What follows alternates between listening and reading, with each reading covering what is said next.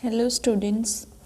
Today we will start our new chapter number 11, force and pressure. Okay. In this video we will discuss about the only force. Okay. Pressure ਦਾ ਆਪਾਂ ਕੀ ਬਾਅਦ ਚੋਂ ਪੜਾਂਗੇ। ਇਸ video ਦੇ ਵਿੱਚ ਸਿਰਫ ਆਪਾਂ ਕੀ force ਬਾਰੇ ਪੜਾਂਗੇ। force ਕੀ ਹੈ?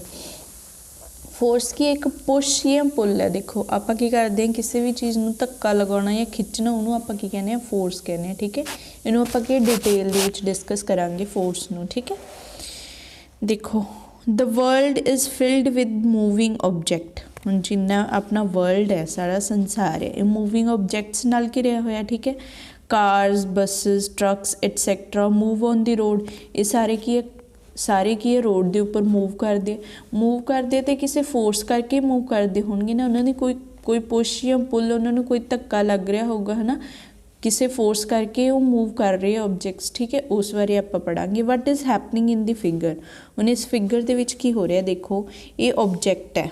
ठीक है, एक ये ऑब्जेक्ट है। हूँ इनू ये बच्चा की कर रहा पुश कर रहा ना, पुश कर रहा तो इट मीनस ये भी की लगा रहा फोर्स लगा रहा।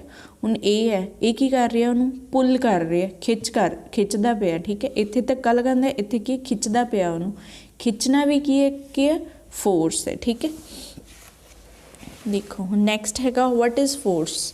इन the previous class you have learn that as a body moves it changes it position with the time.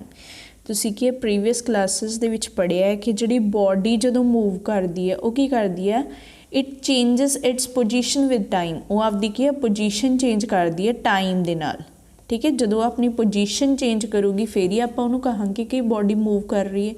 एक देखो बॉडी है रेस्ट के उपर पई है। ठीक है, हुण इनू तो नहीं आप कहांगे कि मोशन दे विच है। मोशन दे विच कदों होगी जदों अपनी की पोजीशन चेंज करूगी फिर ही आप उन्होंने कहांगे कि दैट बॉडी इज़ इन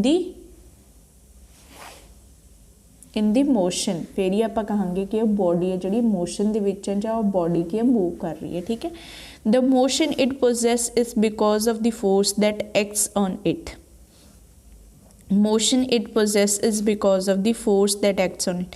हुण वो बॉडी है वो मोशन के विच आई क्यों आई क्योंकि उत्थे की एक फोर्स लग रही है उसके उपर, इस करके वो बॉडी जी की है मोशन के विच आ रही है। ठीक है, For example, a football lying on the ground will remain lying unless someone kicks it. हुण फुटबॉल है ग्राउंड के उपर पई है वो की रेस्ट दे विच रहूगी। ठीक है, उस पोजीशन दे विच रहूगी। उन्होंने मूव कदों करूगी मोशन दे विच कदों आऊगी जिन्ना चिर उन्होंने कोई किक नहीं कर रहा। ठीक है, अगर उन्होंने कोई किक करूगा फिर ही आप कि मोशन दे विच आऊगी, अदरवाइज वो कि रेस्ट दे विच रहूगी। ठीक है, to bring a body in motion it needs to be pulled or push with sufficient force. हुण बॉडी नू मोशन दे विच लियाउण लई ठीक है उन्होंने की है जां तां पुल करना पऊगा जां कि पुश करना पऊगा विद द सफिशिएंट फोर्स। और जिन्नी फोर्स दे नाल वो बॉडी की है मूव कर सके उन्नी फोर्स अगर उत्ते लगूगी फिर ही वो बॉडी की है मोशन दे विच आऊगी। ठीक है, द पुलिंग और pushing of a body to change its position is called force. हुण इसे पुलिंग और पुशिंग नू ठीक है ताकि जी बॉडी है वो अपनी की स्टेट चेंज कर ले रेस्ट तो की मोशन दे विच चली जाए उसी नू आपां की कहने हैं फोर्स कहने हैं। ठीक है, द पुलिंग और pushing of a body to change its state दा मतलब कि रेस्ट टू मोशन दे विच रेस्ट टू मोशन दे विच चली जाए तो उन्होंने आप की कहांगे फोर्स। अगर उन्होंने आप धक्का लगावांगे वो कि अपनी स्टेट चेंज करूगा उसनों आप की कहांगे force. You must have seen a sweeper pushing his wheelbarrow and a rickshaw puller his rickshaw. तुसीं देखिया कि जिहड़े रिक्शा ने वो की करदे पुल करदे फिर ही वो रिक्शा की मोशन दे विच आउंदा। ठीक है, the motion of a body is not possible without application of a suitable force.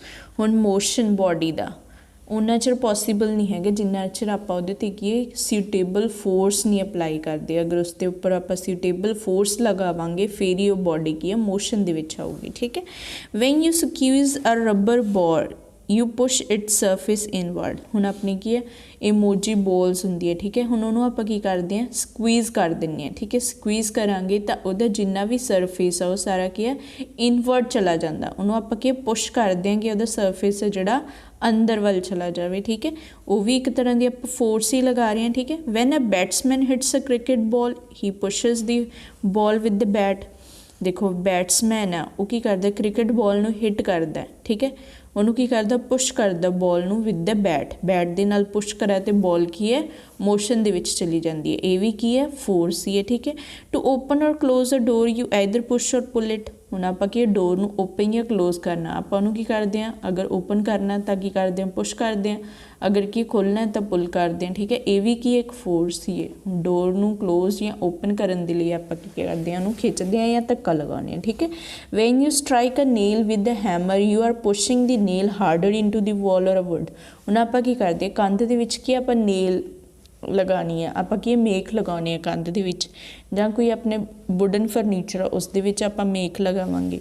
ਆਪਾਂ ਕੀ ਕਰਦੇ ਹਾਂ ਹੈਮਰ ਜਾਂ ਹਥੌੜੇ ਨਾਲ ਉਹਨੂੰ ਕੀ ਕਰਦੇ ਹਾਂ ਪੁਸ਼ ਕਰਦੇ ਹਾਂ ਤਾਂ ਕਿ ਉਹ ਬੋਲ ਦੇ ਅੰਦਰ ਚਲੀ ਜਾਵੇ ਨੇਲ, ਠੀਕ ਹੈ। In villages, people draw a water from a well by pulling a rope tied to a bucket. ਹੁਣ ਕੀ ਹੈ ਵਿਲੇਜ ਪਿੰਡਾਂ ਦੇ ਵਿੱਚ ਕੀ ਹੁੰਦਾ ਸੀਗਾ, ਆਪਾਂ ਕੀ ਕਰਦੇ ਹਾਂ ਜਿਹੜਾ ਕੀ ਹੈ ਬਕਟ ਦੇ ਵਿੱਚ ਕੀ ਹੈ ਪਾਣੀ, ਖੂਹ ਦੇ ਵਿੱਚੋਂ ਆਪਾਂ ਕੀ ਪਾਣੀ ਕੱਢਦੇ ਸੀ ਬਕਟਸ ਦੇ ਨਾਲ, ਉਹਦੇ ਨਾਲ ਕੀ ਰੱਸੀ ਬੰਨੀ ਹੁੰਦੀ ਸੀ। ਆਪਾਂ ਕੀ ਕਰਦੇ ਸੀ ਰੱਸੀ ਨੂੰ ਕੀ ਕਰਦੇ ਸੀ ਖਿੱਚ ਕੇ ਕੀ ਆ ਖੂਹ ਦੇ ਵਿੱਚੋਂ ਪਾਣੀ ਕੱਢਦੇ ਹੁੰਦੇ ਸੀ, ਠੀਕ ਹੈ, ਪਿੰਡਾਂ ਦੇ ਵਿੱਚ ਪੁਰਾਣੇ ਸਮੇਂ ਦੇ ਵਿੱਚ। ਅੱਜ ਕੱਲ੍ਹ ਇਹ ਨਹੀਂ ਹੈਗਾ, ਠੀਕ ਹੈ। ਉਹ ਵੀ ਕੀ ਕਰਦੇ ਸੀ ਫੋਰਸ ਲਗਾਉਂਦੇ ਸੀ, ਉਹਨੂੰ ਕੀ ਕਰਦੇ ਸੀ ਰੱਸੀ ਨੂੰ ਪੁੱਲ ਕਰਦੇ ਸੀ ਤਾਂ ਕਿ ਪਾਣੀ ਕੀ ਹੈ ਬਕਟ ਦੇ ਵਿੱਚ ਕੀ ਉੱਪਰ ਨੂੰ ਆ ਜਾਏ, ਠੀਕ ਹੈ। Hold a brick in a palm of your hand, brick pushes your hand downward in order to prevent the brick from falling down you push the brick upward. ਦੇਖੋ ਇਹ ਵੀ ਕੀ ਹੈ ਇੱਕ ਫੋਰਸ ਹੈ। ਹੁਣ ਆਪਾਂ ਕੀ ਕਰਦੇ ਹਾਂ ਬ੍ਰਿਕ ਕੀ ਇੱਟ ਹੈ, ਇੱਟ ਨੂੰ ਆਪਾਂ ਕੀ ਕਰਦੇ ਹਾਂ ਹੱਥ ਦੇ ਵਿੱਚ ਫੜਾਂਗੇ, ਠੀਕ ਹੈ। ਆਪਾਂ ਕੀ ਕੀਤਾ ਹੱਥ ਦੇ ਵਿੱਚ ਫੜਿਆ ਅਤੇ ਉਹ ਇੱਟ ਹੈ ਜਿਹੜੀ ਹੈਵੀ ਹੋਣ ਕਰਕੇ ਆਪਾਂ ਨੂੰ ਕੀ ਹੈ ਉਹ ਡਾਊਨਵਰਡ ਨੂੰ ਲੈ ਕੇ ਜਾਊਗੀ ਹੱਥ ਨੂੰ, ਠੀਕ ਹੈ। ਆਪਾਂ ਕੀ ਕਰਾਂਗੇ ਉਹਨੂੰ ਕਿ ਥੱਲੇ ਨਾ ਡਿੱਗੇ, ਇੱਟ ਹੈ ਜਿਹੜੀ ਉਹ ਥੱਲੇ ਨਾ ਡਿੱਗੇ। ਆਪਾਂ ਕੀ ਕਰਾਂਗੇ ਉਹਨੂੰ ਵਿਦ ਸਫੀਸ਼ੀਐਂਟ ਫੋਰਸ ਉਹਨੂੰ ਆਪਾਂ ਕੀ ਉੱਪਰ ਵੱਲ ਨੂੰ ਪੁਸ਼ ਕਰਾਂਗੇ ਤਾਂ ਕਿ ਉਹ ਕੀ ਹੈ ਥੱਲੇ ਡਿੱਗ ਨਾ ਸਕੇ, ਠੀਕ ਹੈ। ਉਹ ਵੀ ਕੀ ਆਪਾਂ ਕੀ ਕਰ ਰਹੇ ਹਾਂ ਪੁਸ਼ ਲਗਾ ਰਹੇ ਹਾਂ ਤਾਂ ਮੀਨਸ ਕੀ ਫੋਰਸ ਲਗਾ ਰਹੇ ਹਾਂ, ਠੀਕ ਹੈ। In all these example some kind of push or pull is involved. ਹੁਣ ਆਪਾਂ ਸਾਰੀਆਂ ਐਗਜ਼ਾਮਪਲਸ ਦੇਖੀਆਂ, ਕ੍ਰਿਕਟ ਬਾਲ ਦੀਆਂ ਦੇਖੀਆਂ, ਹੈਮਰ ਵਾਲੀ ਐਗਜ਼ਾਮਪਲ ਦੇਖੀ, ਡੋਰ ਨੂੰ ਕਲੋਜ਼ ਓਪਨ ਕਰਨ ਵਾਲੀ ਦੇਖੀ, ਬਾਲ ਨੂੰ ਹਿੱਟ ਕਰਨ ਵਾਲੀ ਦੇਖੀ। ਇਸ 'ਚ ਸਾਰੇ 'ਚ ਆਪਾਂ ਕੀ ਕਰ ਰਹੇ ਹਾਂ ਜਾਂ ਤਾਂ ਪੁਸ਼ ਕਰ ਰਹੇ ਹਾਂ ਜਾਂ ਕੀ ਪੁੱਲ ਕਰ ਰਹੇ ਹਾਂ। ਇਹਨਾਂ ਸਾਰੀਆਂ ਐਗਜ਼ਾਮਪਲ ਦੇ ਵਿੱਚ push or pull kind is involved. ਹਰੇਕ ਦੇ ਵਿੱਚ ਪੁਸ਼ ਜਾਂ ਪੁੱਲ ਕੀ ਹੈ ਇਨਵੋਲਵ ਹੈਗਾ ਹੀ ਹੈਗਾ। This pull or push is refer to as a force. ਇਹੀ ਪੁਸ਼ ਜਾਂ ਪੁੱਲ ਨੂੰ ਆਪਾਂ ਕੀ ਕਹਾਂਗੇ ਕਿ ਉਹ ਕੀ ਹੈ ਫੋਰਸ ਹੈ। We can say that a force is acting in each this example. ਇਹ ਸਾਰੀਆਂ ਐਗਜ਼ਾਮਪਲਸ ਦੇ ਵਿੱਚ ਕੀ ਹੈ ਕਿਤੇ ਨਾ ਕਿਤੇ ਕੀ ਹੈ ਫੋਰਸ ਕੀ ਹੈ ਲੱਗ ਰਹੀ ਹੈ, ਠੀਕ ਹੈ। all the activities you carry out during the day from lifting your hand, lifting of your glass of milk to drink, walking or swimming, all require application of force. ਜਿੰਨੀਆਂ ਵੀ ਆਪਾਂ ਦਿਨ ਦੇ ਵਿੱਚ ਜਿੰਨੀਆਂ ਵੀ ਐਕਟੀਵਿਟੀਜ਼ ਕਰਦੇ ਹਾਂ ਹਰੇਕ ਦੇ ਵਿੱਚ ਕੀ ਕਰਦੇ ਹਾਂ ਆਪਾਂ ਪੁਸ਼ ਜਾਂ ਪੁੱਲ ਆਪਣੀ ਇਨਵੋਲਵ ਹੁੰਦੀ ਹੈ। ਹਰੇਕ ਦੇ ਵਿੱਚ ਆਪਾਂ ਕੀ ਹੈ ਫੋਰਸ ਲਗਾਉਣੀ। ਜਿਵੇਂ ਆਪਾਂ ਕੀ ਗਲਾਸ ਨੂੰ ਕੀ ਕਰਨਾ ਮਿਲਕ ਗਲਾਸ ਵਾਟਰ ਲੈਣਾ ਉਹਨੂੰ ਵੀ ਕੀ ਕਰਦੇ ਹਾਂ ਆਪਾਂ ਚੱਕਦੇ ਹਾਂ ਪੁਸ਼ ਕਰਦੇ ਹਾਂ, ਠੀਕ ਹੈ।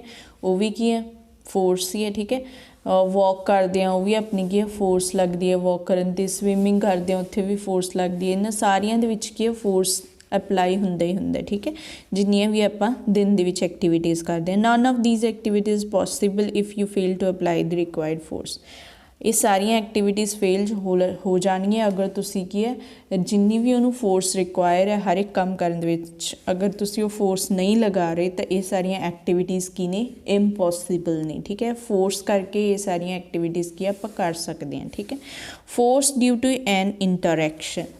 ਹੁਣ ਆਪਾਂ ਫੋਰਸ ਬਾਰੇ ਪੜ੍ਹ ਚੁੱਕੇ ਹਾਂ। ਹੁਣ ਇੰਟਰੈਕਸ਼ਨ ਕਰਕੇ ਫੋਰਸ ਕਿੱਦਾਂ ਹੁੰਦੀ ਹੈ। You have seen how the shape of a balloon is changed if the balloon is pushed against a hard surface. ਹੁਣ ਆਪਾਂ ਬੈਲੂਨ ਦੇਖਿਆ। ਹੁਣ ਅਗਰ ਬੈਲੂਨ ਨੂੰ ਆਪਾਂ ਕੀ ਹੈ ਇਹ ਕੀ ਹੈ ਹਾਰਡ ਸਰਫੇਸ ਹੈ। ਹੁਣ ਬੈਲੂਨ ਨੂੰ ਆਪਾਂ ਕੀ ਇਹਨੂੰ ਕੀ ਪੁਸ਼ ਕਰਾਂਗੇ ਹਾਰਡ ਸਰਫੇਸ ਵੱਲ ਤਾਂ ਕੀ ਹੋਊਗਾ ਬੈਲੂਨ ਦੀ ਕੀ ਹੋ ਜੂਗੀ ਸ਼ੇਪ ਚੇਂਜ ਹੋ ਜੂਗੀ ਨਾ। When a man standing behind a car applies a force on it, the car begins to move in the direction of applied force. ਹੁਣ ਦੇਖੋ ਇਹ ਕੀ ਹੈ ਮੈਨ ਹੈ, ਠੀਕ ਹੈ। ਇਹ ਕੀ ਹੈ ਕਾਰ ਕੀ ਹੈ ਰੈਸਟ 'ਚ। ਹੁਣ ਮੈਨ ਹੈ ਜਿਹੜਾ ਇਹਨੂੰ ਕੀ ਕਰ ਰਿਹਾ ਪੁਸ਼ ਕਰ ਰਿਹਾ ਕਾਰ ਨੂੰ।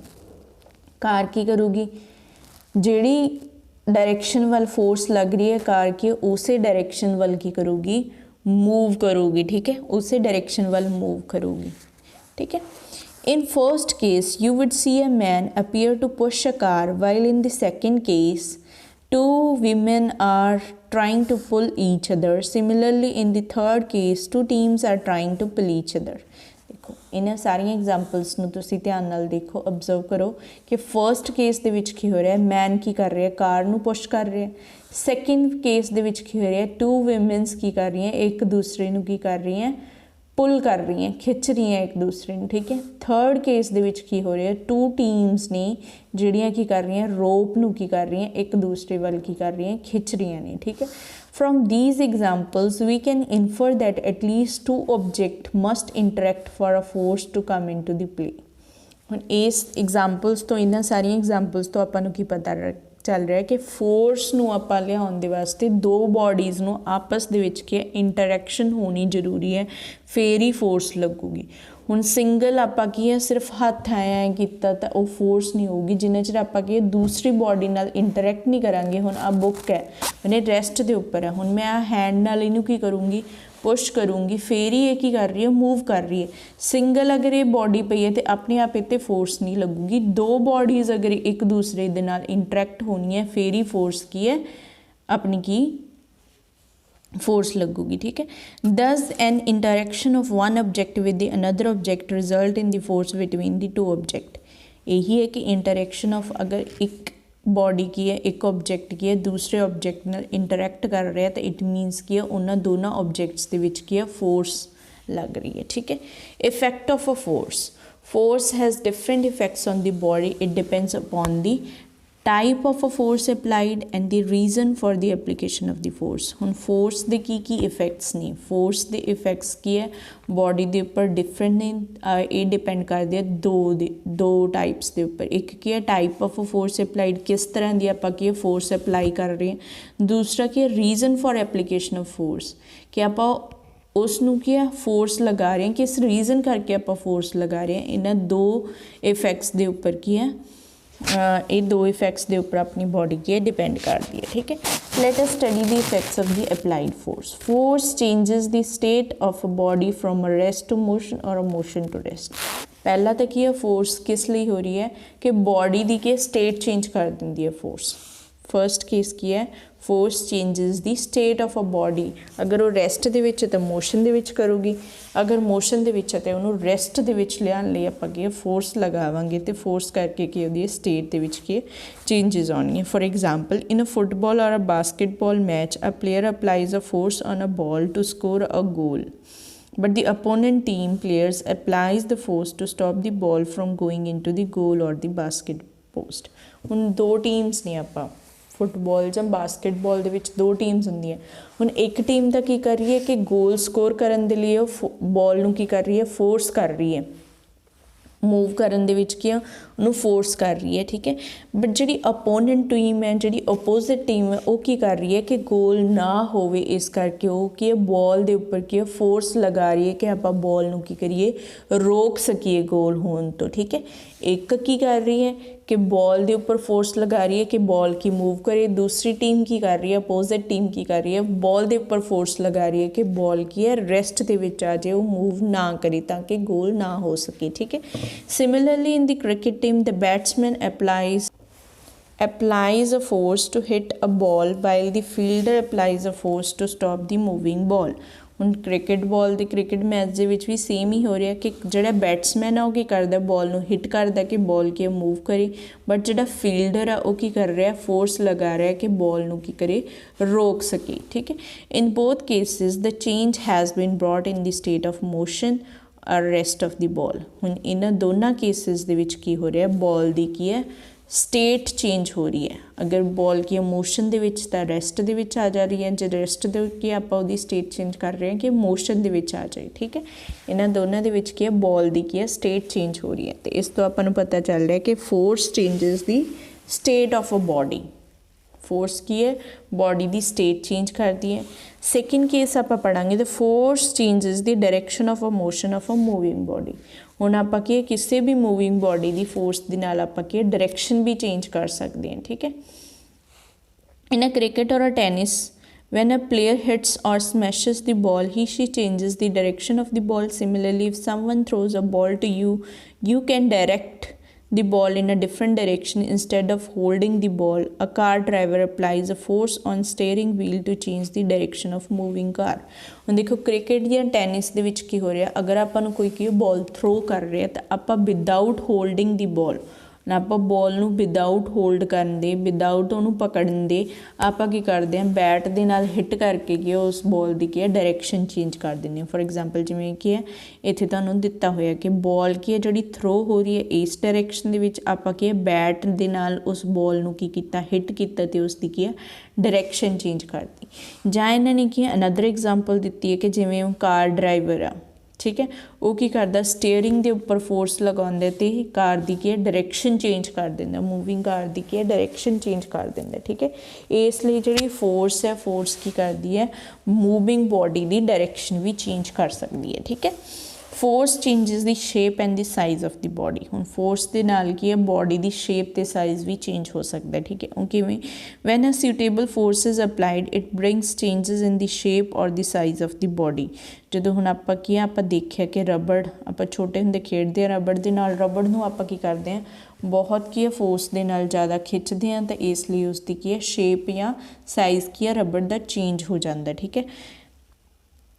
For example, when a rubber band or a spring is pulled or pressed, its shape changes. ਇਹੀ ਦੱਸਿਆ ਕਿ ਰਬਰ ਬੈਂਡ ਨੂੰ ਜਾਂ ਸਪਰਿੰਗ ਨੂੰ ਆਪਾਂ ਕੀ ਅਗਰ ਫੋਰਸ ਦੇ ਨਾਲ ਉਹਨੂੰ ਆਪਾਂ ਕੀ ਪ੍ਰੈਸ ਕਰਾਂਗੇ ਜਾਂ ਪੁੱਲ ਕਰਾਂਗੇ ਤਾਂ ਉਹਦੀ ਸ਼ੇਪ ਕੀ ਚੇਂਜ ਹੋ ਜਾਂਦੀ ਹੈ। ਵੈਨ ਇਟ ਸਟਰੈਚ ਇਸ ਲੈਂਥ ਇਨਕਰੀਜ਼, ਜਦੋਂ ਆਪਾਂ ਨੂੰ ਸਟਰੈਚ ਕਰਾਂਗੇ ਖਿੱਚਾਂਗੇ ਤਾਂ ਉਹਦੀ ਲੈਂਥ ਇਨਕਰੀਜ਼ ਹੋ ਜਾਂਦੀ ਹੈ।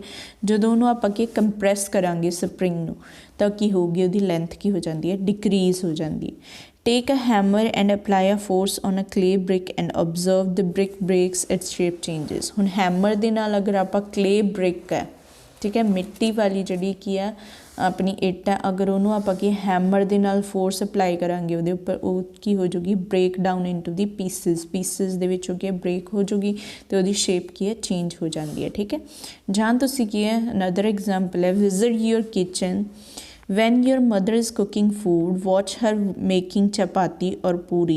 Compare the shape of a little knead flour she takes with the shape of a chapati or puri. The puri or chapati made are much thinner and longer than kneaded flour mass before rolling. ਹੁਣ ਆਪਾਂ ਕੀ ਹੈ kitchen ਦੇ ਵਿੱਚ ਆਪਣੀ mummy ਨੂੰ observe ਕਰਦੇ ਹਾਂ ਕਿ ਜਦੋਂ ਕੀ ਆ ਮੰਮੀ ਕੀ ਆ ਆਟਾ ਗੁੰਨਦੇ ਆ ਤਾਂ ਉਸ ਆਟੇ ਦੀ ਉਹ ਸ਼ੇਪ ਫੋਰਸ ਦੇ ਨਾਲ ਕੀ ਉਸ ਆਟੇ ਦੀ ਸ਼ੇਪ ਚੇਂਜ ਕਰ ਦਿੰਦੇ ਆ।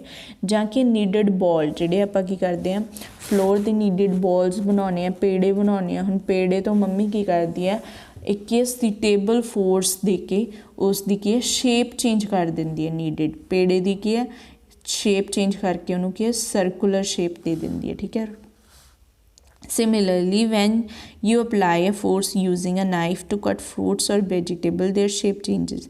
ਸਿਮਿਲਰਲੀ ਆਪਾਂ ਕੀ ਕਰਦੇ ਹਾਂ ਜਿਹੜੇ ਵੈਜੀਟੇਬਲਸ ਦੇ ਉੱਤੇ ਜਿਸ ਤਰ੍ਹਾਂ ਦੀ ਆਪਾਂ ਫੋਰਸ ਕਰਾਂਗੇ ਉਹਨਾਂ ਨੂੰ ਕਿਸੇ ਵੀ ਸ਼ੇਪ ਦੇ ਵਿੱਚ ਆਪਾਂ ਕੀ ਹੈ ਕੱਟ ਸਕਦੇ ਹਾਂ, ਠੀਕ ਹੈ। A spring could be stretch or compress by application of a force. ਹੁਣ ਆਪਾਂ ਸਪਰਿੰਗ ਦੇ ਉੱਪਰ ਸਟਰੈਚ ਜਾਂ ਕੰਪਰੈਸ ਕਰਕੇ ਉਸ ਦੇ ਉੱਪਰ ਫੋਰਸ ਲਗਾ ਕੇ ਉਸ ਦੀ ਸ਼ੇਪ ਜਾਂ ਸਾਈਜ਼ ਚੇਂਜ ਕਰ ਸਕਦੇ ਹਾਂ, ਠੀਕ ਹੈ। However the spring could retain its new shape or reverts to its original position depending upon the elasticity of the spring.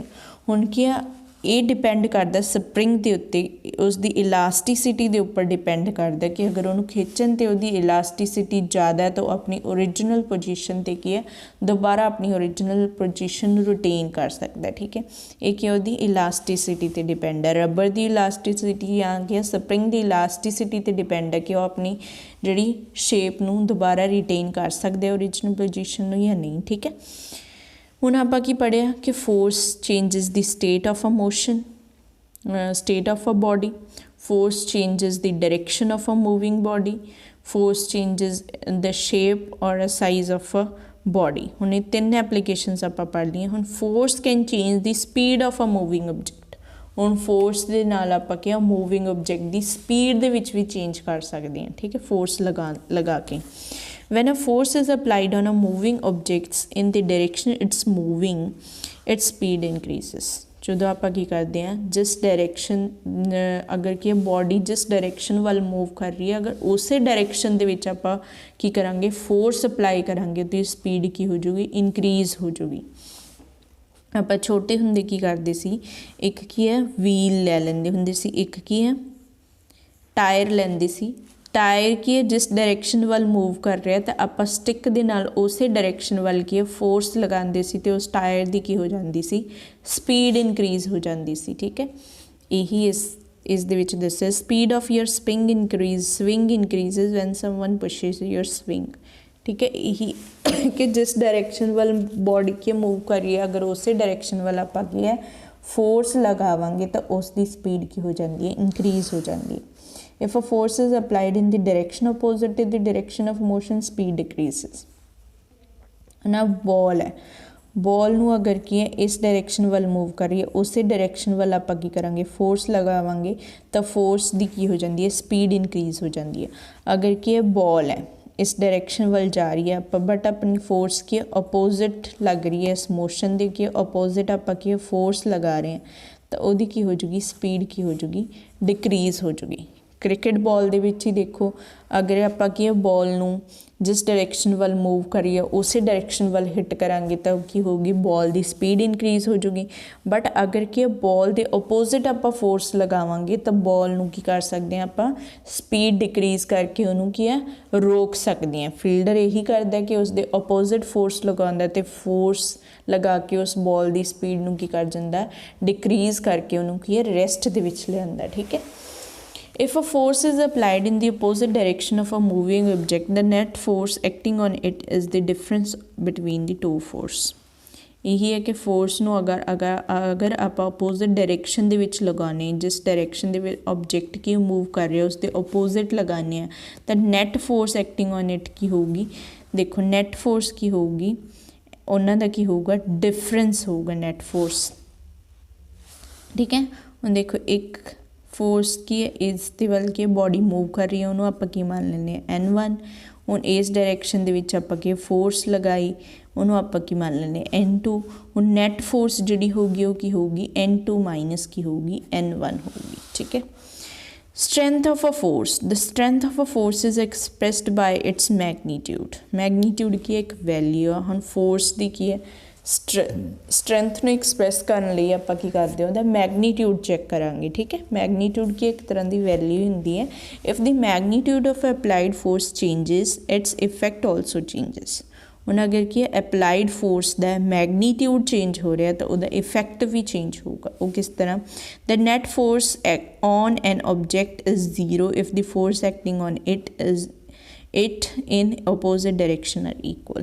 ਹੁਣ ਦੇਖੋ ਇਸ ਡਾਇਰੈਕਸ਼ਨ ਵੱਲ ਵੀ ਓਨੀ ਹੀ ਫੋਰਸ ਲੱਗ ਰਹੀ ਹੈ ਅਤੇ ਉਸ ਦੇ ਓਪੋਜ਼ਿਟ ਫੋਰਸ ਵੀ ਓਨੀ ਇਕੁਅਲ ਫੋਰਸ ਲੱਗ ਰਹੀ ਹੈ। ਇੱਧਰ ਵੀ F1 ਫੋਰਸ ਲੱਗ ਰਹੀ ਹੈ ਇੱਧਰ ਵੀ F1 ਹੀ ਫੋਰਸ ਲੱਗ ਰਹੀ ਹੈ ਓਪੋਜ਼ਿਟ ਡਾਇਰੈਕਸ਼ਨ ਦੇ ਵਿੱਚ ਇਕੁਅਲ ਫੋਰਸ ਲੱਗ ਰਹੀ ਹੈ ਤਾਂ ਉਹਨਾਂ ਦੀ ਨੈਟ ਫੋਰਸ ਕੀ ਹੋਊਗੀ ਜ਼ੀਰੋ ਹੋਊਗੀ। F1 minus F1 is equal to zero.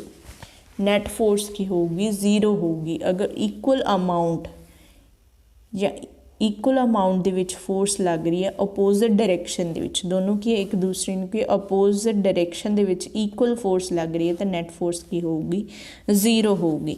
If more than one force act simultaneously on object in the same direction the force simply add together.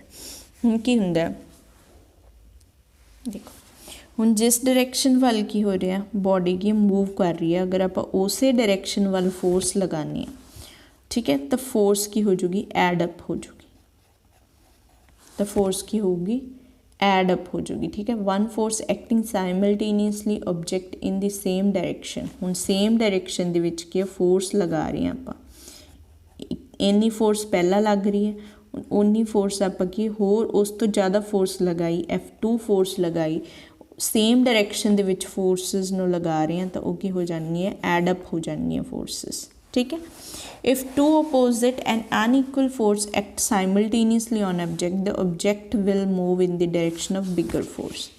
ਹੁਣ ਆਪਾਂ ਕੀ ਕਰ ਰਹੇ ਹਾਂ ਇੱਥੇ ਤਾਂ ਕੀ ਕਰ ਰਹੇ ਸੀ ਆਪਾਂ ਇਕੁਅਲ ਫੋਰਸ ਲਗਾ ਰਹੇ ਸੀ ਇਨ ਅਪੋਜ਼ਿਟ ਡਾਇਰੈਕਸ਼ਨ। ਇੱਥੇ ਕੀ ਕਰ ਰਹੇ ਹਾਂ ਆਪਾਂ ਇਕੁਅਲ ਫੋਰਸ ਲਗਾ ਰਹੇ ਹਾਂ ਇਨ ਦੀ ਸੇਮ ਡਾਇਰੈਕਸ਼ਨ ਤਾਂ ਫੋਰਸਿਸ ਕੀ ਹੋਣਗੀਆਂ, ਐਡ ਹੋਣਗੀਆਂ। ਬਟ ਅਗਰ ਆਪਾਂ ਕੀ ਕਰਦੇ ਹਾਂ, ਟੂ ਅਪੋਜ਼ਿਟ ਔਰ ਅਨਇਕੁਅਲ ਫੋਰਸ ਲਗਾ ਰਹੇ ਹਾਂ, ਇਸ ਵੱਲ ਕੀ ਹੈ, ਇੱਧਰ ਕੀ ਹੈ, ਜ਼ਿਆਦਾ ਫੋਰਸ ਲੱਗ ਰਹੀ ਹੈ F2, ਹੁਣ ਇੱਥੋਂ ਕੀ ਅਪੋਜ਼ਿਟ ਡਾਇਰੈਕਸ਼ਨ ਵੱਲ ਆਪਾਂ ਲਗਾ ਰਹੇ ਹਾਂ, F1 ਫੋਰਸ ਕੀ ਹੈ, ਘੱਟ ਹੈ। ਤਾਂ ਬੋਡੀ ਕਿਸ ਵੱਲ ਮੂਵ ਕਰੂਗੀ, ਬੋਡੀ ਉਸ ਵੱਲ ਮੂਵ ਕਰੂਗੀ ਜਿਸ ਡਾਇਰੈਕਸ਼ਨ ਵੱਲ ਫੋਰਸ ਕੀ ਹੈ, ਜ਼ਿਆਦਾ ਲੱਗ ਰਹੀ ਹੈ। F2 ਫੋਰਸ ਕੀ ਹੈ, ਜ਼ਿਆਦਾ ਲੱਗ ਰਹੀ ਹੈ, F1 ਕੀ ਹੈ, ਥੋੜੀ ਕੀ ਹੈ, ਘੱਟ ਫੋਰਸ ਲੱਗ ਰਹੀ ਹੈ। ਤਾਂ ਇਹ ਅਨਇਕੁਅਲ ਫੋਰਸ ਹੋ ਗਈ ਨਾ, ਇਹ ਜ਼ਿਆਦਾ, ਇਹ ਕੀ ਹੈ, ਘੱਟ ਹੈ, ਠੀਕ ਹੈ, ਅਨਇਕੁਅਲ ਫੋਰਸ ਹੋ ਗਈਆਂ, ਅਪੋਜ਼ਿਟ ਡਾਇਰੈਕਸ਼ਨ ਦੇ ਵਿੱਚ ਆ। ਤਾਂ ਹੁਣ ਬੋਡੀ ਕਿੱਧਰ ਮੂਵ ਕਰੂਗੀ, body moves in the direction of the bigger force, जिस डायरेक्शन वाल फोर्स की है ज़्यादा लग रही है तो बॉडी की है उसी डायरेक्शन वाल मूव करूगी, ठीक है। Equal force in opposite direction, then net force is equal to 0. Equal force in the same direction, then force will add up. Unequal force in opposite direction, then body will moves in the direction of bigger force, ठीक है। Next ਹੈਗਾ unit of a force. ਹੁਣ ਆਪਾਂ ਕੀ ਹੈ, force ਦੀ unit ਦੇਖਾਂਗੇ। You have learn that the application of a force brings a change in the state of a motion or a rest or the shape of the body. ਹੁਣ ਆਪਾਂ ਪੜ੍ਹਦੇ ਹਾਂ ਕਿ ਜਿਹੜੀ ਫੋਰਸ ਹੈ ਕੀ ਕਰਦੀ ਹੈ, ਬੋਡੀ ਦੀ ਸਟੇਟ ਦੇ ਵਿੱਚ ਚੇਂਜਸ ਲਿਆਉਂਦੀ ਹੈ, ਠੀਕ ਹੈ, ਸ਼ੇਪ ਐਂਡ ਸਾਈਜ਼ ਦੇ ਵਿੱਚ ਚੇਂਜਸ ਹੈ, ਠੀਕ ਹੈ, ਡਾਇਰੈਕਸ਼ਨ ਦੇ ਵਿੱਚ ਚੇਂਜ ਹੈ, ਸਪੀਡ ਦੇ ਵਿੱਚ ਚੇਂਜਸ ਕਰ ਸਕਦੀ ਹੈ, ਠੀਕ ਹੈ। In the SI unit the force is measured in newtons. ਹੁਣ ਫੋਰਸ ਦੀ ਜਿਹੜੀ SI ਯੂਨਿਟ ਹੈ, ਯਾਦ ਰੱਖਣਾ ਉਹ ਕਿਹੜੀ ਹੈ, ਨਿਊਟਨ ਹੈ, ਠੀਕ ਹੈ। If a mass of a body is 1 kg, acceleration is 1 metre per second square. Acceleration की एक स्पीड ही है, ठीक है। देखो बॉडी का मास अगर 1 kg है, स्पीड और एक्सेलरेशन कितनी लग रही है, 1 मीटर पर सेकेंड स्क्वायर लग रही है, then force is equal to 1 kg into per metre square is equal to newton. Simply की है, force is equal to mass into acceleration, ठीक है। 1 न्यूटन कदों होगी, जब उहदे उपर क्या है, मास 1 kg एंड एक्सेलरेशन कितनी लगूगी, 1 मीटर पर सेकेंड स्क्वायर लगूगी। तो अपना क्या जो 1 newton is equal to kg metre per second square. तो 1 न्यूटन की दे इक्वल हो जाऊगा kg metre per second square दे इक्वल हो जाऊगा, ठीक है। Hence 1 newton can be defined as a force that produces the acceleration of 1 metre per second square in a body of mass 1 kilogram. यही कि 1 न्यूटन फोर्स ਨੂੰ ਆਪਾਂ किस तरह डिफाइंड करांगे, अगर उस बॉडी के उपर acceleration 1 metre per second square लग रही है तो मास कितना होगा, 1 किलोग्राम होगा, तो फोर्स कितनी लगूगी, 1 न्यूटन लगूगी, ठीक है। नैक्सट हैगा टाइप्स ऑफ द फोर्सिस, ठीक है। आज लिए आप इन्ना ही करांगे, कल नूं आपां करांगे type of forces and pressure, ठीक है। कल आप डिस्कस करांगे, आज लिए इन्ना ही। Thank you.